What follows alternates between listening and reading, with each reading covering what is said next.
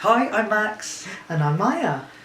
So, what does being trans mean to you? Being trans, well, I guess it means different things to different people, doesn't it? Yeah, and everyone has their own experience of being trans. So I suppose being trans is different, like you say, for Yeah. for everyone, but also people define trans differently. Yeah. Yeah. So I suppose in terms of like what people would think of traditionally as trans.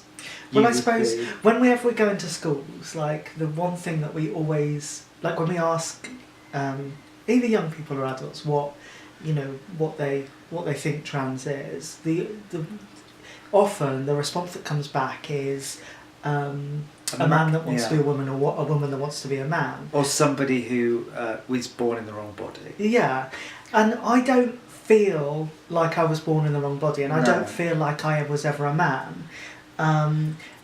I feel like I've always been trans, and I've always been a woman, and it was just a process of realisation and coming to accept that fact. But because for me that was quite a scary thought, like, oh, my life's going to change quite a lot.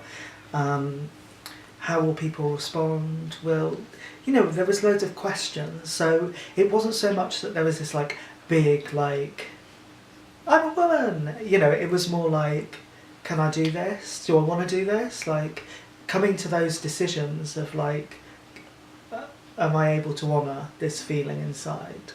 So it's a bit more complex than about like man. I suppose that's the truth about a lot of things in life. So often we need for things to be boxed up and really simple to understand, and that's totally understandable. But there's certain things, or many things, that are so complex that they can't be. And when we go into school, we often only have like half an hour to talk about the whole LGBTQ plus spectrum. So we have a few moments to try and sum up in as little words as possible what does trans mean, and it's really, really hard because it's individual. So everybody's different. For me, I'm non-binary, and some people would put that under the trans umbrella and some wouldn't. I personally feel like I'm non-binary and I sit under the trans umbrella, and I get that some people define that differently. And also, I suppose my journey with my gender is ongoing, like all of us, I guess. So I'm still questioning, and I think for me, what's been difficult and maybe it relates to sexuality. In fact, I'm pretty sure it does. Is that when being trans, there's been a very like narrow, specific message about what it is to be trans for a long time. It's changing now, but when we were growing up, trans people were tragic figures that hated their bodies, that were the like butt of a joke, and that wasn't trans people's fault. That it was just what it was. And so if you see that in the media or when people talk about trans people and you don't recognise it, you kind of don't really connect that you might be trans as well, and it kind of reflects in the way that trans people couldn't be treated. Like certainly for me, sometimes I can feel like the things that aren't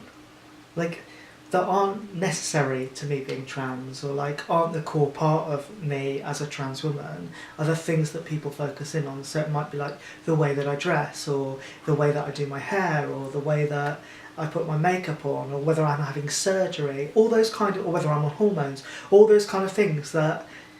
Those things don't make me trans. They don't, or they don't make me a woman just because I'm wearing makeup. But those are the things that are honed in on. Whereas being a trans woman, it's like any identity. It's a whole human being with lots of different aspects, and my transness affects and impacts loads of different parts of myself, not just the way that I look. So Proud to Be is a social enterprise that we both founded in 2011, didn't we? Yeah, it's quite a while ago now. Yeah, it does. Yeah, lots has happened since 2011.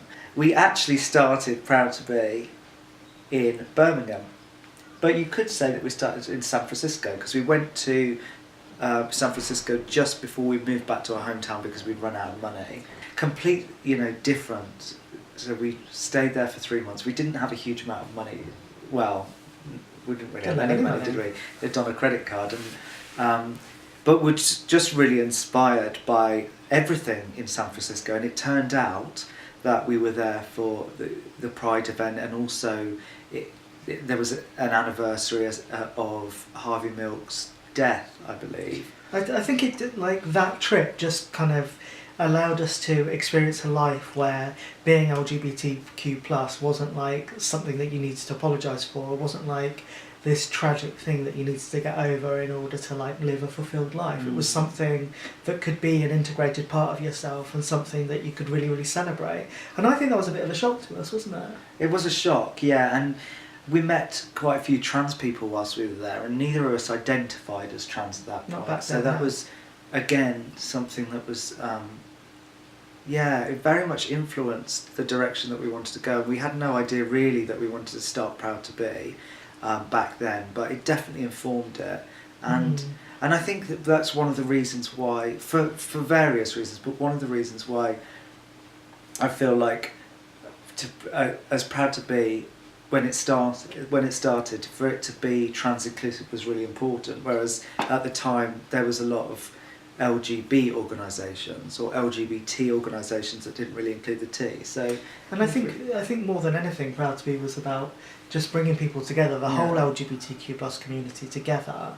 Because I think when we grew up, it felt so divided. The messages that we were sent growing up was very much like, if you're a gay man, you can't like lesbians, and everyone distrusts bisexual. But all these horrible messages that were intended to separate us as a community. And actually, I think that is part of our mission. Just to bring people together and see through our differences and actually see that we're stronger together. Yeah, and see where we're similar as well, which is really, really important. Yeah, absolutely.